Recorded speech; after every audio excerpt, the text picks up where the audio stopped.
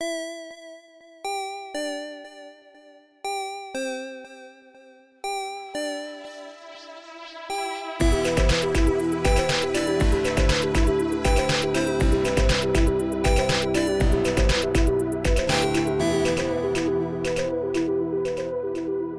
everybody. So we're here today kind of doing a round table, just the four of us discussing the story thus far. We're getting ready to go into the second chapter, and we just want an opportunity to kind of talk through the things, the stuff we know what happened, maybe ask some questions of each other, just kind of get our ducks in a row before we move on to the next element of the story. So I guess the first question is, how do you guys feel?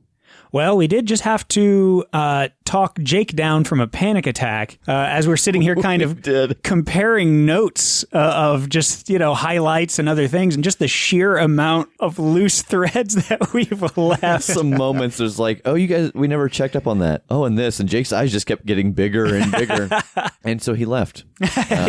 He's out. How do you guys feel the story has unfolded for you versus where you think it might have unfolded, or turns that it took that you weren't expecting, or you kind of on good footing character-wise, or you think they're kind of lost? Or I feel like character-wise, I'm on pretty solid footing. Like, character-wise, we just had a big win. Yeah. And I was just like, hey, all of our stuff came together and we did a good job, and now we're on to the next adventure. Yeah, I feel good. Player-wise, I don't. Like, player-wise, I'm like, this is all sideways. Who knows what's going to happen? Yeah, there's a really good mix of, obviously, just as far as you building the story, of that kind of rope-a-dope of here's what we are looking at and here's what's really going on.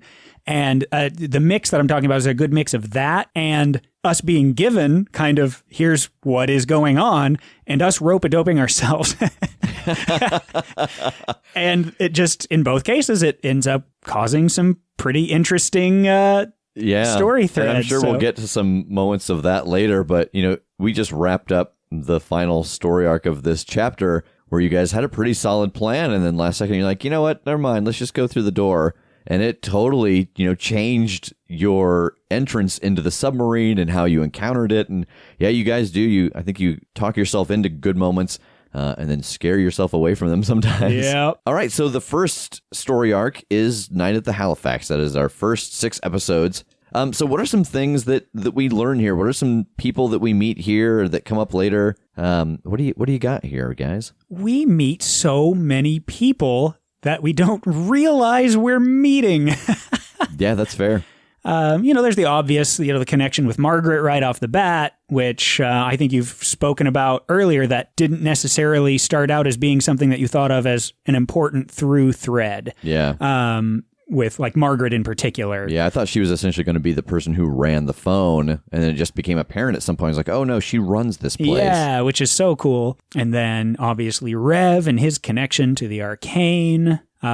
We technically meet Anastasia, though we don't know that for a long time. Yeah, it's very true. And then we meet Jeff and Eddie. Yeah. For the first time. Yeah. And they're very accommodating fellas. Like, yeah, they are. They're just like, hey, very you can chill NPCs. Yeah.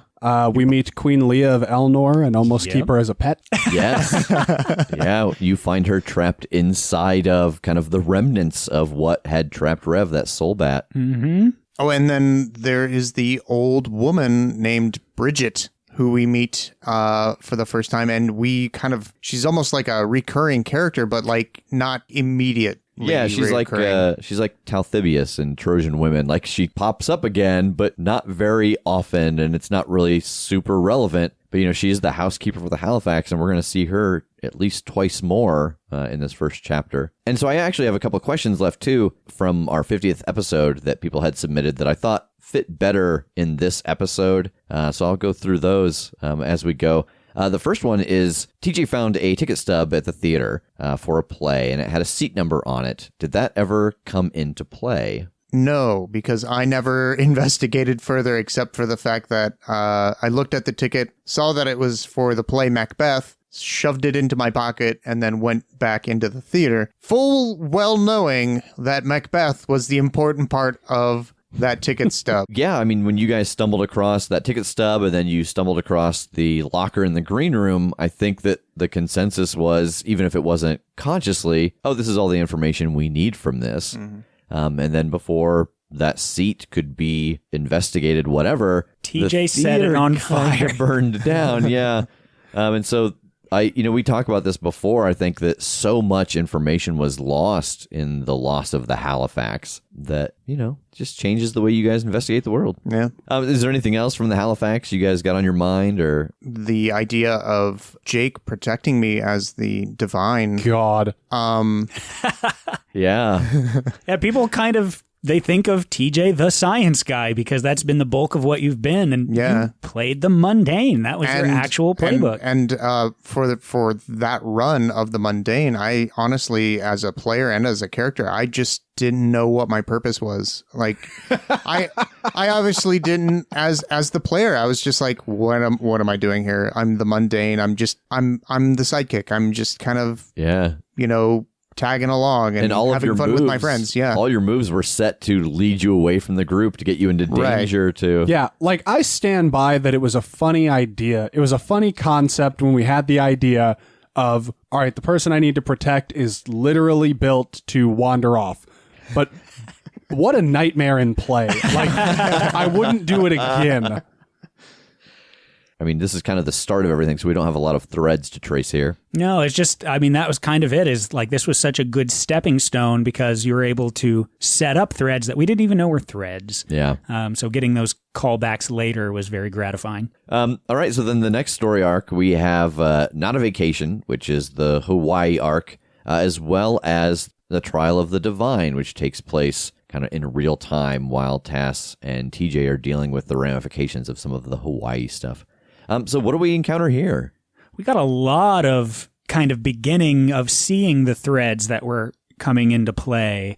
So stuff that when we step back go, oh my God, yeah, this is really part of this tapestry.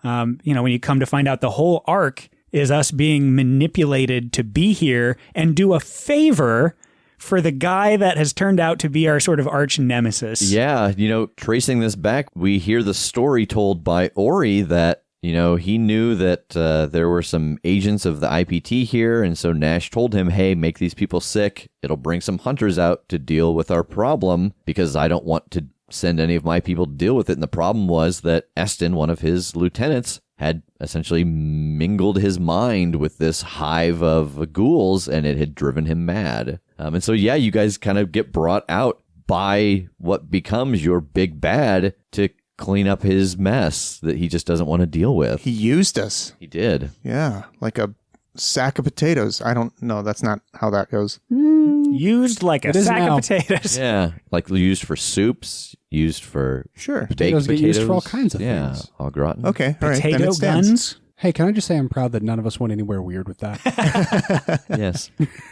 Gosh, so we met a decent amount of people that become extremely, extremely important. Ori, I think, is the big one. Rachel, of course, who we get killed, but of course comes back around in a different capacity. Rachel is kind of like our first kill, really. Yeah. If you think about it. Like, I mean, well, no. I take that back. That was the ghoul. The very first one that we killed was the ghoul. Yeah, but it's your first kind of human. Right. Yeah, that not just, this is a monster, this is a mindless creature. It was our first, like, this is kind of a thinking, this is a sentient being. Yeah. And moral ground, be damned. Yeah, exactly. It kind of starts us down this path of, I think that as you look through the story, you can see treading this line of monsters can be good people and people can be monsters. And when do you make the choice to save them and sacrifice them? That initial decision there with Rachel of like, oh, we could save her, but it might put TJ in danger. Let's kill her is not a decision I think that this group would make now. The people sitting at the table as players or the characters who have just stepped through this portal would have had as easy a time making that decision to kill Rachel. I agree. Mm-hmm. Gosh, who else? Technically, we meet a whole lot of people in Jake's thread. We meet the Defender and Soul and... Yeah. We meet all the gods. The whole Yeah, pantheon, that's true. Yeah, good call. I meet all the gods. Yeah, one person that we forgot to mention in our little list making here, it's the father at the church. Oh, Yeah. We also met, but like he doesn't come to play until later on in the actual episode when we finally have this sort of last showdown with the last ghouls and everything. Mm-hmm. It's funny because even in this arc, it's early enough that we were still getting our feet underneath us. And there are some things that existed once upon a time and had to be completely canned and redone from scratch. Like there were characters in this arc that we interacted with. And then I don't remember what the issue was, but something happened that we were like, we've got to redo this. Like maybe we lost the audio or something. Yeah, we lost the audio. And so just Rev rewrote a story for the most part. Because at some point we were like, hey, where's this person? He's like, he doesn't exist anymore because you know how that goes now. So- Right. Yeah. We didn't really get to talk about that, but so we had 2 moments at the beginning of this in the first 3 story arcs where something happened with the audio. Either maybe a cell phone was left on accident, so we got a bunch of bad feedback, or there was some bad reverb, or any number of things, and literally an hour was just lost. And I didn't want to just try to run them back through the exact same story, so I would go back and keep the setting and maybe keep a couple of the NPCs, but the story itself would change. And like Jake said, with Hawaii, there was more of a crew there the first time we went through it, and I just removed them and left kind of the key players there. But one of the ones, like what brought this up is one of the things that we didn't lose, but we were still kind of finding our groove. When we encountered that priest and we didn't get what we wanted, Yeah. we threw a tantrum. Oh, man. And we stopped, and Rev's like, what are you doing? Like, why are you behaving this way? And we as the players were just like, well, he He's didn't not give giving us what we want. Yeah.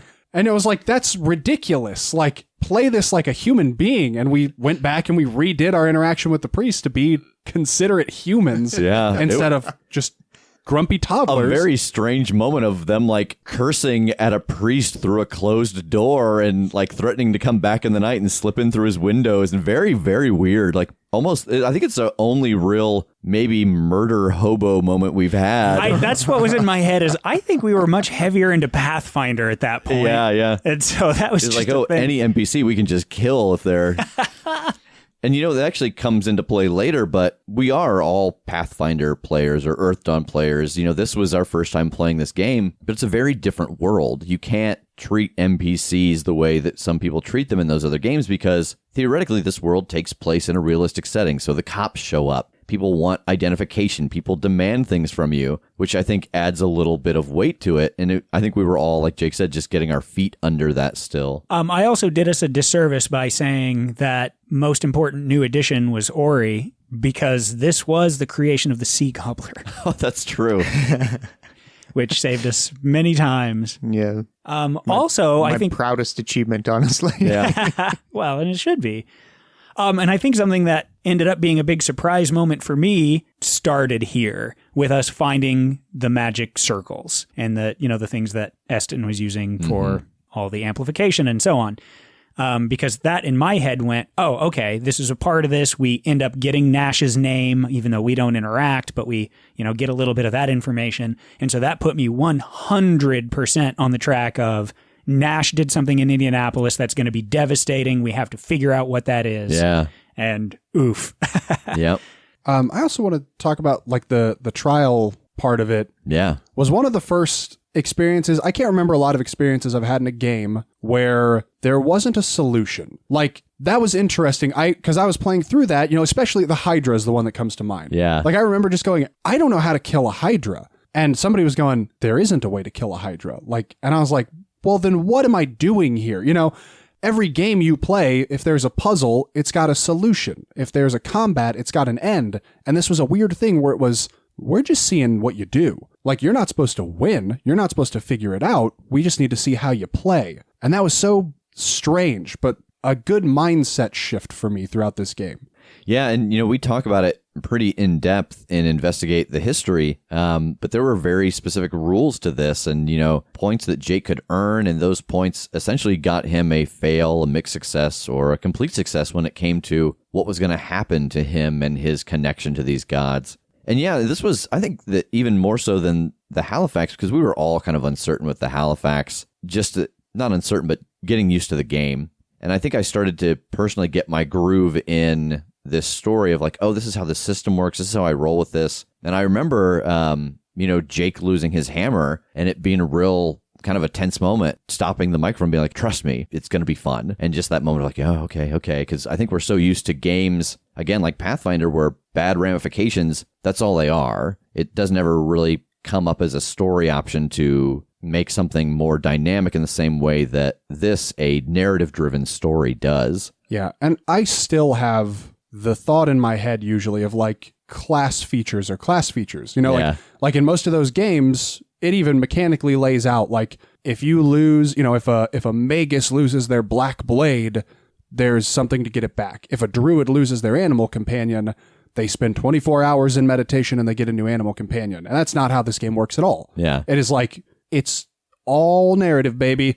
It is whatever happens, happens. There are no rules about how you get your shit back. There are no rules about what happens. So yeah, when I lost the hammer, I was like, well, that's a class feature. Like, what do I do to get a new thing or to get it back? Like, I've got to have it back. It's part of my class. It's like, that's not a thing. Yeah. Whatever happens, happens. We'll figure it out. Yeah, because I think that that moment specifically really shows the level of trust I think you have to have as players and as a keeper around the table, that no matter how things go, that we're all working together to tell this story. And, you know, he says it in the first chapter, be fans of the players, be fans of the characters.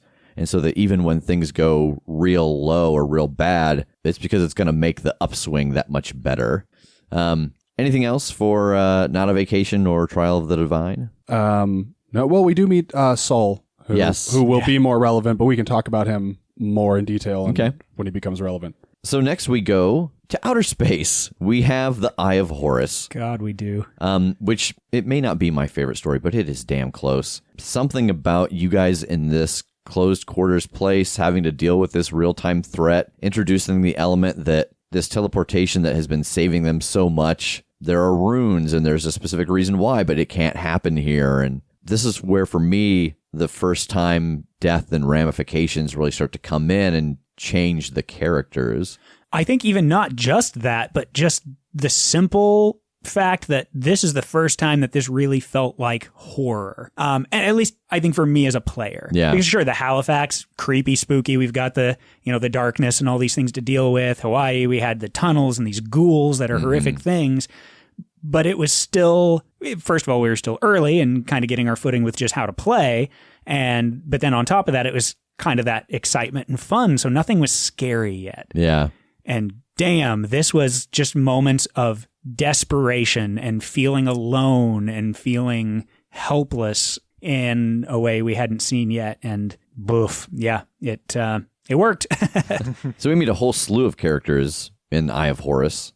Yeah, we got Soroka, we've got Dr. White, we've got Riley, we've got Reeves, we've also got Fairchild as well. Yeah, there's technically Young, but he was the one that was killed before we got there. Right, Yeah. by the Golem, or nope, not by the Golem. Riley. See, by Riley. That's right. Yeah.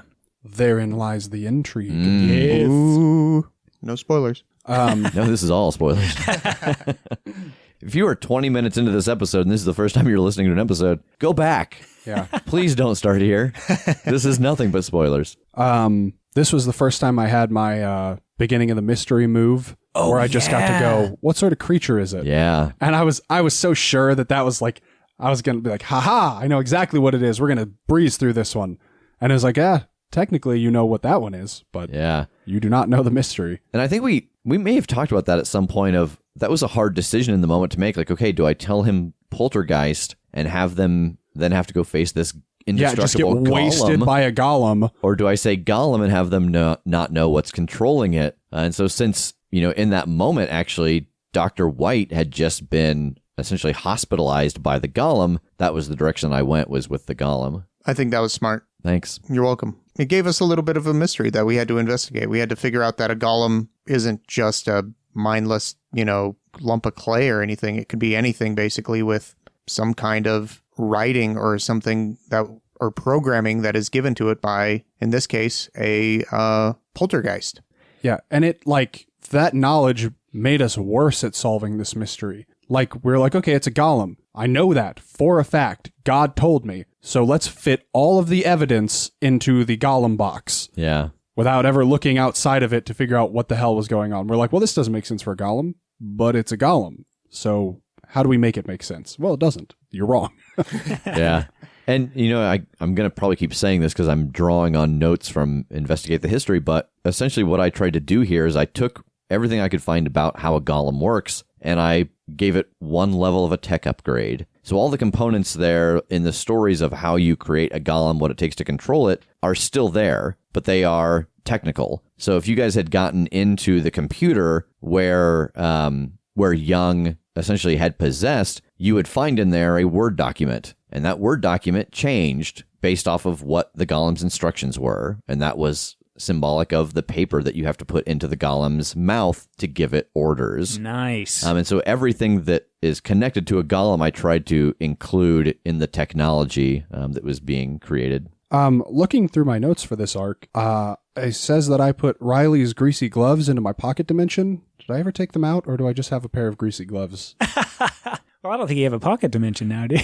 I don't, so they would have just fallen out on the floor in the lab. Oh, yeah. I think at some point I took them out to like confront him. I think I was like, look at them. Look at these gloves. Oh, yeah, I'm sure that in that confrontation and kind of the damnation of his guilt, I slapped him with a glove as if I were challenging him to a duel. Yes. I remember that very specifically. Yeah. Go back and put that in. Yeah, no problem. Episode. Record it. Right. Just say it right now so I can. I'm going to slap him with one of his greasy gloves like I'm challenging him to a duel. He seems shocked and offended. Perfect. But Perfect. Super guilty. That's just a good point, too, is the people here. We, at this point, didn't realize that there was more to this world than just IPT, that there are these other organizations that had come together to do all this stuff. So that was a big revelation. Sort of the United Nations of paranormal task force. Yeah. I also became the science guy. That's true. Which is an important one. Yeah. Yeah. We were about to just breeze Just past. move on. Who are you again? How did you get here? Right, because we know that TJ is relevant. Speaking of, that sounds mean. Yeah. I didn't take it as being... Yeah. So we know that TJ has a purpose. We just don't know what it is yet in the first couple story arcs. And here he becomes the science guy. And we get a sense that this might be his purpose, his calling, that something he has to do in the future will revolve around his scientific abilities. Well, that's my question is, knowing that was going to be part of it and that their whole connection, he and Jake's is he's being protected and so on. This didn't take the form mechanically that it might normally, where, actually on these lists on the playbooks, when you level up to a certain point, you can just say this character changes their playbook and you just kind of come up with a reason why. Mm-hmm. But that's not exactly what happened. So I don't think I've ever asked super specifically what behind the scenes went into that. You know what I mean? Oh, that's fair. So yeah, it really was. I Aladdin'd TJ. Okay. We got done with the session and he knew that he was leveling up and that he had the option to change his playbook. And I said, hey, do you trust me? And he goes, why? I said, I've got a playbook for you. And he goes, yeah, okay. And that's really all the conversation was. Nice. Yeah. That reminds me, one thing we skipped was there were so many kind of like, surely we're going to change playbooks at some point, but I wonder what's going to happen. At this time, there was a chance that TJ was going to become the monstrous once upon a time, and there's a chance that I was going to become the monstrous. Yeah. Oh, that's true. Because he drank some vampire blood by accident in Hawaii, and then I took it away from him. Yes. But I had the werewolf serum. Like, I almost turned in Hawaii. Like, I was real thirsty, and nothing would slake it. Yeah, I guess I don't know if we talked about that on this, but Jake's fail would have been becoming the monstrous from his trial if he had failed that, and they would have let him choose which one. It's like these two forces are at battle within you. Which one do you want to remove? And he would have become the monstrous of that other. And there was also, too, I assume people probably thought that TJ was going to become the chosen just because he was important. We didn't have a chosen. It's, obviously it is a very strong trope of the genre. And so, but then he becomes a super scientist. Yeah. Really, I think the only other thing with Eye of Horus is the loss of life here. We get 2 deaths. Both of the people come back in a different form. We have Dr. White, who we have a scene at his funeral that gives us a little bit of a hint of what's going on inside of Tass with the flash of blue light behind his eyes when he feels that anger. And then we see him, we don't know it yet, but we see Dr. White brought back to life by Nash. But then we also have the death of Reeves, who kind of stows away. And, she had a conversation with you guys about like, oh, yeah, astral projection. And I think maybe even Jake said, hey, if you were dying, could you astral project yourself out of your body? And she's like, I don't know. I don't think that would work. But in that moment, she was like, well, shit, I'm going to try. Yeah, that was tough. And again, like you said, this being kind of a favorite for a lot of people. There's a good reason why. When everything goes great, that's not super compelling. Yeah.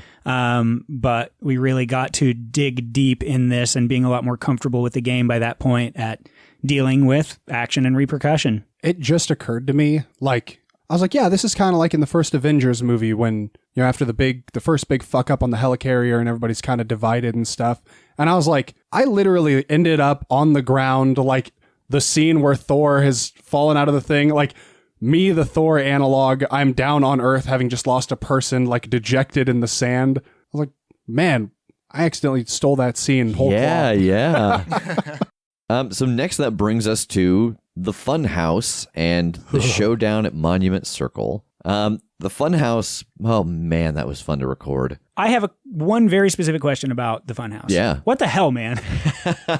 How much of it are we even allowed to know or talk about? Like, You know, as things come up, you guys could probably ask questions. There is stuff that you saw that has not come up yet. There's also stuff that you didn't see that has not come up yet, which is a weird thing to say. yeah. But you know, and I think I've said this before. Again, I'm going to keep referencing Investigate the History because we talk about a ton of this stuff on there with every story arc. But that each door that was available had a purpose. It was like, oh, this is a door that is a moment from the future, or oh, this is a door that is a warning, or oh, this is a door that is a glimpse of your past, or this is a glimpse into how you perceive yourself or how the world perceives you. And so what was behind that door was different depending on who opened that door. And then the following scene was different depending on which of the remaining two interacted with the door the second time.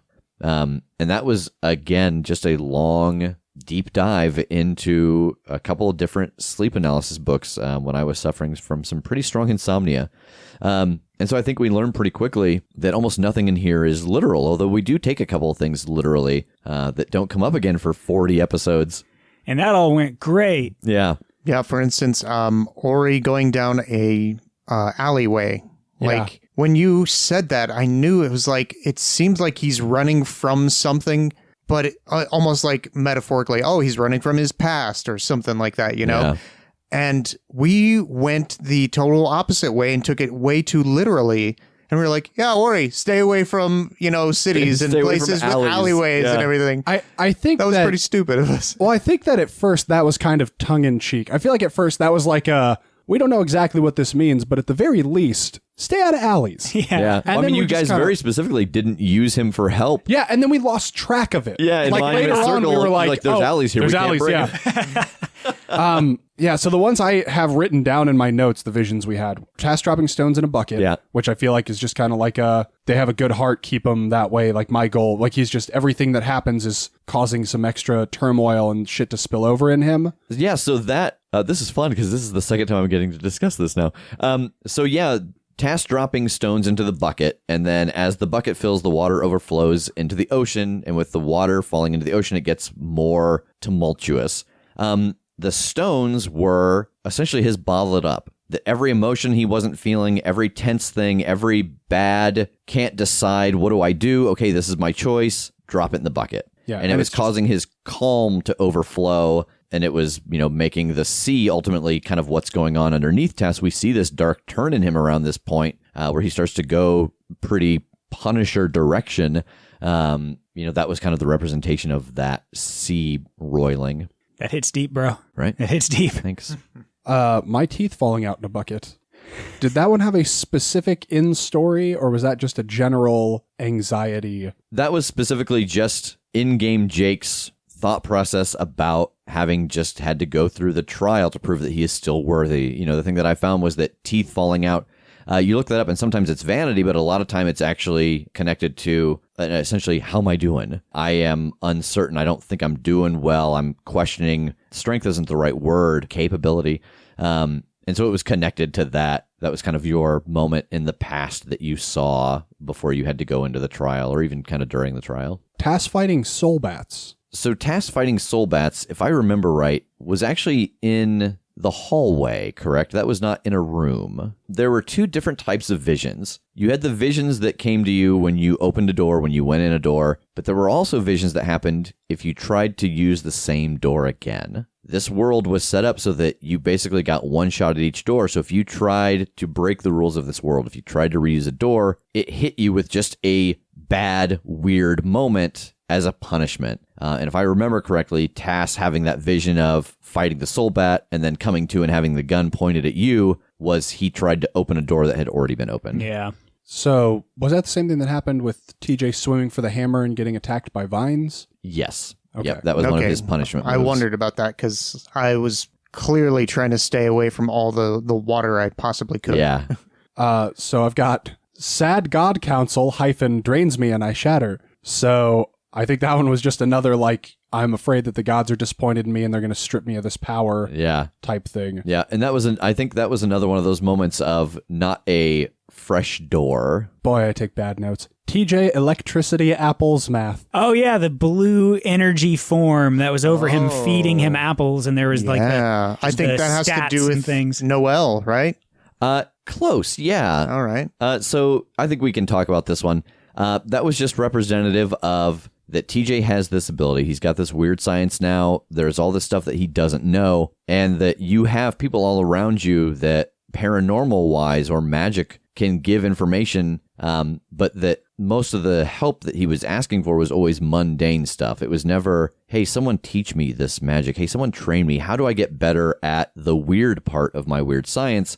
And so that was to show that there are people out there who could be feeding him knowledge if he ever chose to go down that path. Nice. That makes sense. And then I've got the one, it was me at the Feast of the Gods with the empty seat, which was just kind of the previous divine isn't here. Yeah. And we learned that's just Anastasia. Yeah. And that you, to make that whole again, to make that table not poisonous and dying, you've got to kind of reunite the lineage. That's all the dream notes I had written down. Yeah, and there were like little other things that popped up, but they weren't really tied to those door openings. Correct. It was more like the progress through. Like we saw the Spider Queen that would eventually come up, and there was like something with the puzzle box and that had the plague doctor inside of it. Yeah, and yeah, so that's a good example, actually. The puzzle room, the boxes all moving around, that was the one room that no matter who went into it, that room was the same. It was boxes moving around. And then, depending on who went in and who opened the box, though, it would have been a different site. So Tass got the Plague Doctor, because obviously the Plague Doctor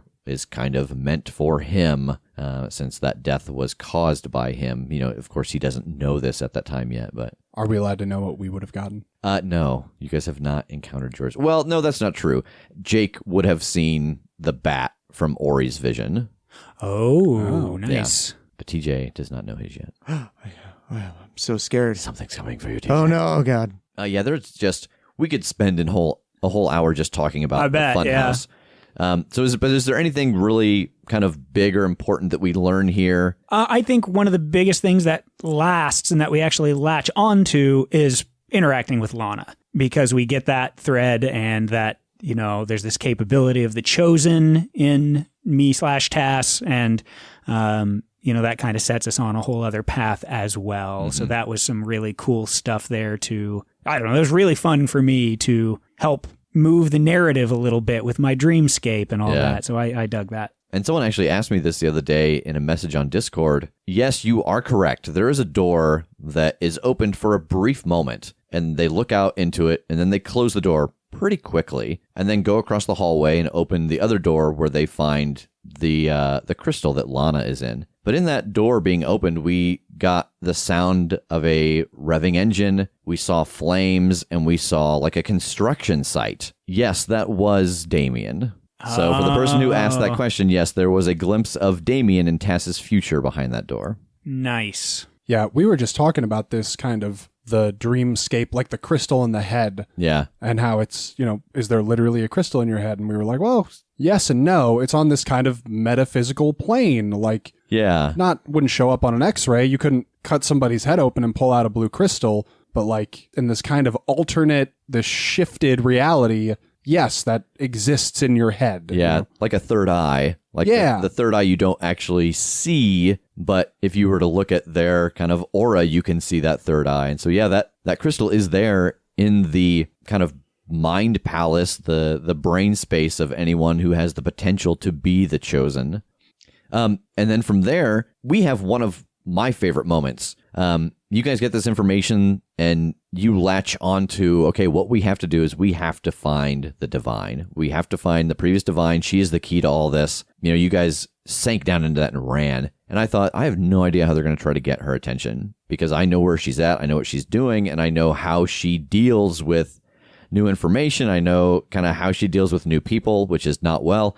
And Jake has this idea. And this was the first story where all the stories I don't have a whole lot of control. I can create a setting, I can drop some NPCs and some villains, and it just depends on where you guys go. But the showdown at Monument Square was entirely you guys. I had nothing to do with that. You guys talked through it and you came up with a plan and you laid it out and I just kind of rolled with it. And it was such a great moment. It was a really cool, like, team gelling episode. And from that, you actually, because I remember telling, I think, Jake this after the recording, because I knew the expectation was going to be, hey, we did this thing, I'm on the news. Okay, where's she at? And I know it's going to be a long time coming before she shows up. And I think I remember telling Jake, like, hey, what you guys just did was amazing. You're not going to feel like you succeeded, but you got the best result you could possibly get. But it's not going to feel like it for a long time. And so that was just one of those moments that as a game master with his players, not just as people at a table, I wanted the players to feel good about what they had done, even if in the sense of us telling a story to an audience, it's not going to pay off nearly as quickly as we might like it. Because, if we were playing this game around the table with no audience, we might go, yeah, okay, so a long time passes. Like, you guys are waiting, checking for these messages, and it's like 3 months. And during the course of this, you do this, this, and that. And we'll talk about that later. But we don't really want to do that. We don't want to jump huge chunks of time. I feel like that was a point of they had created the story all by themselves. I want to make sure that there's that positive reinforcement outside of the game because it's not going to come quite yet inside the game, even though it will come eventually. That arc is a big example for me. And we talked about that. I'm talking about loose threads and panicking and how as a player, I don't really know where this is going and I don't feel good about it. I want to emphasize that is just how I feel playing games. Yeah. And because there are a lot of these things that in retrospect I'm like, hell yeah, that was awesome, we did good. But the absolute terror going into that of like, this can go so wrong. Like, that is one of the most rewarding things, one of my favorite things that my character's done in this game, and yet I cannot forget the panic going into it, Right. which is the same panic that I feel all the time going into the next arc. It is not until the doors closed on something and I can look back and go, okay, that went that way. But until that moment, I'm just like, everything can go horribly wrong. Oh God, I feel so bad about this. Oh, I'm jealous of that. I think I'm a little opposite in that I'm like, yeah, let's try this thing. And then after we do it, I go, man, I hate what I just did. See, you've hate my choices. Yeah, you want to act like TJ and then blame it on TJ if it goes bad. Just TJ is admittedly like, yeah, I'm going to do this thing. It's the thought I've had. And sometimes we'll go, damn it. Like, that's great. And it's good to listen to. But man, as far as advancing the game goes, this sucks. Yeah. But Tass also wants to do that. And then at the end of it, he goes, oh, I regret that. Damn it, TJ. I don't recall a single moment of that. And if you can find it recorded, then maybe. Yeah, I actually was just having this thought earlier today along those lines of it's so different running a game where you don't have a vested interest in player death. Like, we've had player death, and I have ways to deal with player death, but obviously you guys playing as yourselves gives us an interesting hurdle. But now if we're playing as, characters in the Pathfinder game, we're playing through Giant Slayer right now. There are deaths left and right. We barely have a chance to get attached to a character before someone dies because it is a hard AP. But I've had a couple of moments where specifically Tass talking to characters, I can think of 2, maybe 3 instances, but Tass talking to Grigori and Baba Yaga. But I thought, oh man, he's going to pay for this later. Yep. Because I can't, what would happen in a Pathfinder game is that character would kill him in the moment. Yeah, it would just be Rorschach at the end of Watchmen. Yes. You'd just be reduced to slurry. Yeah. You mean my hero? Yeah. And so, but all of those villains, because I have to play this game a little different, have all now put targets on people that he cares about just to twist the screws because he talks so much shit to very big, Tass, powerful people. Good going on that one, dipshit. So yeah, it's fun because it's such a different way to play for me that, it's that Spider-Man thing that we talked about of like, well, I can't necessarily do to you what this character would do, but, you got friends and family out there and they're going to have a heyday. That sounds horrifying. So yeah, that I like that idea of like, man, what do we do in the moment? And oh crap, how does that? Oh boy, here we go. Let's roll. And just seeing how things then come up later.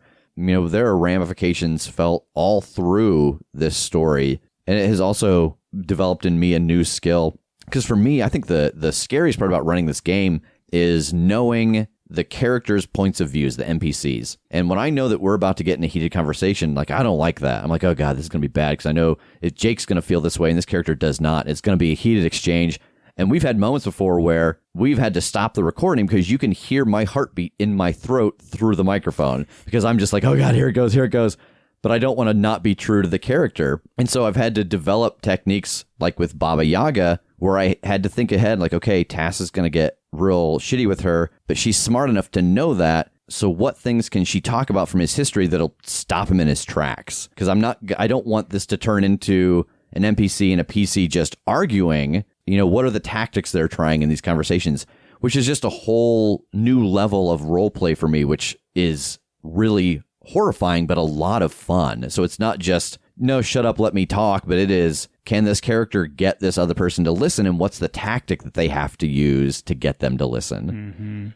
Which is, it really been a stretch for me as a game master, which is a lot of fun. Anybody else have anything left from Funhouse or Showdown at the Monument? Trent sucks. He does. Hashtag Trent sucks. Hashtag Trent sucks. I almost forgot that the Thunder Lizard's name was Trent. I mean, we got to see TJ really ball out as the science guy. Yeah, we did. Good God. Yep. He made 3 inventions for that and then combined 2 of them together. That's correct, yeah. Made the little shrinking tablet and then the sleeping pill or agent of some sort, and then just put those all together into one thing and put it inside of a lizard. Yeah. Lizardman. I have a little dented up Altoids tin on my bookshelf right now. We also see a whole bunch of returning NPCs to help out. Jake calls in a favor that he had earned from Damien. We see everyone. Just about all of them, yeah. Yeah, we see everybody kind of helping out with this. That's even something that, again, doesn't really come up. And I feel like we try to avoid in this game, too, having the NPCs carry weight. Yeah. But in a lot of things, you wouldn't be able to just kind of call in the NPCs for help on an endeavor. If you did, there'd have to be some mechanical reason you got to do that. Yeah. I was just waiting for a full-on conversation with all 12 of them over the radio, hey, did you see him? Do you see him? No, I don't see him. Hey, what's going on? Just a half-hour-long conversation with myself. Yeah. Yeah, so that is a good high point that I think you guys end on a real celebration there, which is kind of the first time, things went okay previously, but I think this is the team's first real, man, we kicked some ass. We did this exactly like we wanted to. Yeah. So next we have Elnor. You guys are tooling around in Jake's car. I have Jake roll luck, and we found out why later, but you 3 and the car teleported to Elnor, where again we meet a whole slew of people, one of which we've met before. Yeah, little Leah, but much taller now. Right, because there is a size difference here. Or, I guess technically we're smaller? Who knows? I don't know how this works. Magic. Yeah, the introduction of one of my favorite NPCs, Ferguson, my boy. Yeah. What, Robert isn't your favorite? Robert, the wordless one. I am so happy. There's a part of me I thought, they may never get back to Elnor, but Jake making that realization that teleport allows him to go any place he's been before. I was so happy when the door to Elnor opened back up again. Boy, there are 2 people in there that we never found out what happened to them. Oh boy, it's true. And assume they're dead. If they weren't, they are now. Yeah, boy, there were a lot of people in Elnor, huh? Yeah, Fergie, Fox, Vitz, Rory, Conover. Rory and Sage are the dead folk. Yeah. Pride, Conover, and Robert the Silent. I still hold a candle for Fox. Yeah, so you have this essentially kind of royal court, and they have brought you here because they are under attack, and the queen has said, hey, there are some people in this other world. I kind of know how we can get there. They saved me once. They can do it again. And it's the spider folk from Funhouse. It is. The beautiful throwback, the beautiful callback to the spider folk. Yeah.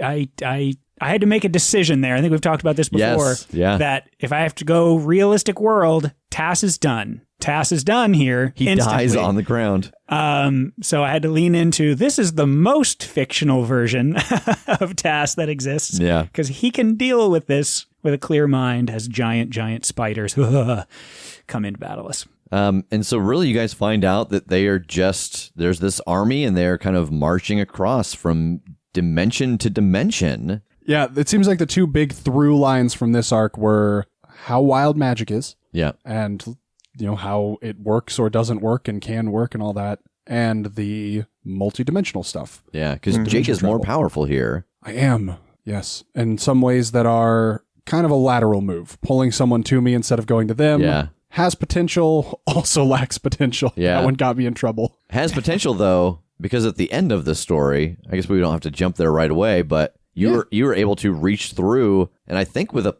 point of luck. Is that right? I can't remember now. I don't think so. Okay. Because it was just kind of like a probing attempt even. Yeah. I was like, can I pull her? I was like, I don't try it.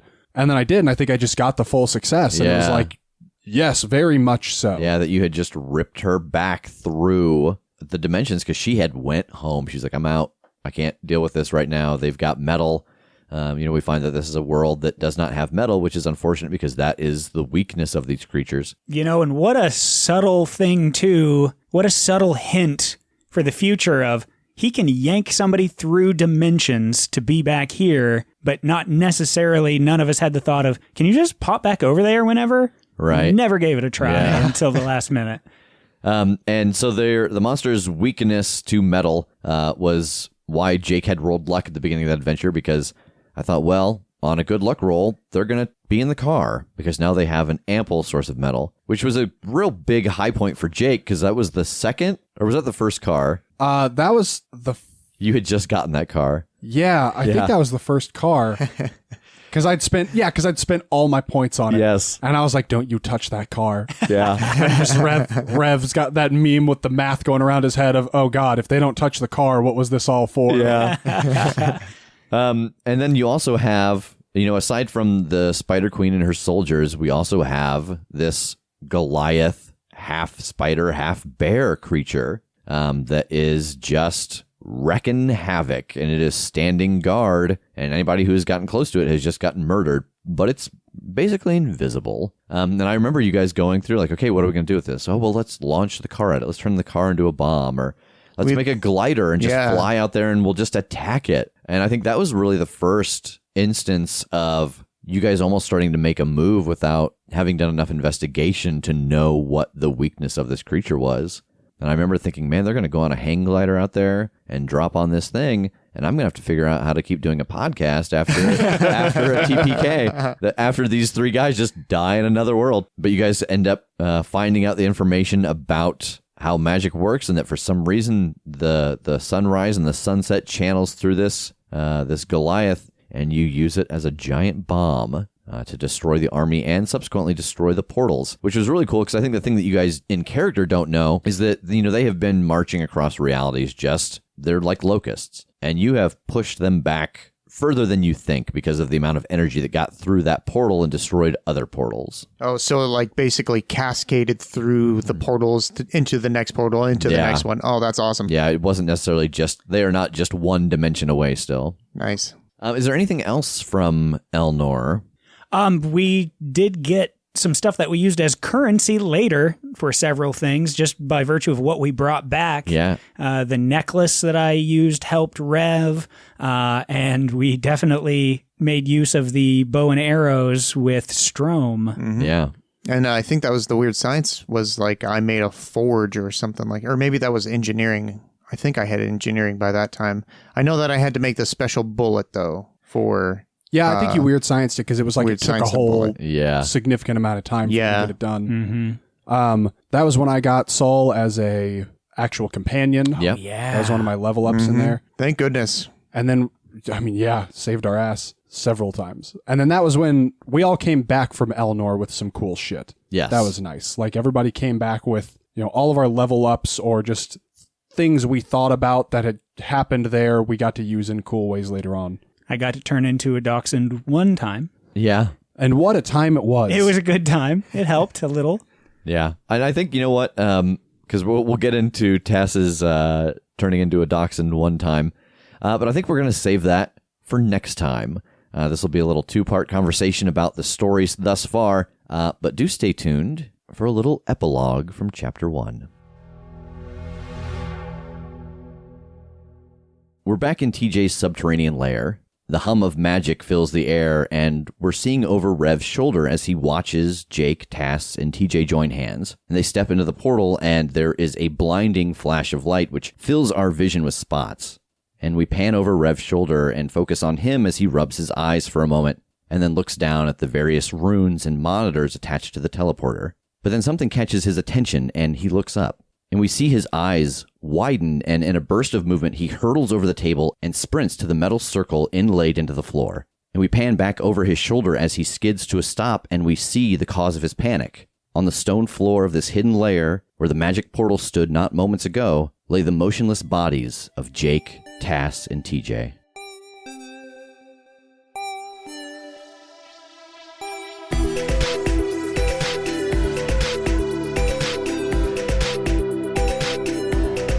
The Crit Show is a Crit Show Studios production, edited and produced by Brandon Wentz with music by Jake Purley. You can find more information about us at thecritshowpodcast.com. To keep up to date with upcoming live shows, contests, and other special events, follow us at The Crit Show on Facebook, Instagram, and Twitter. For even more weekly content, join us at patreon.com/thecritShow.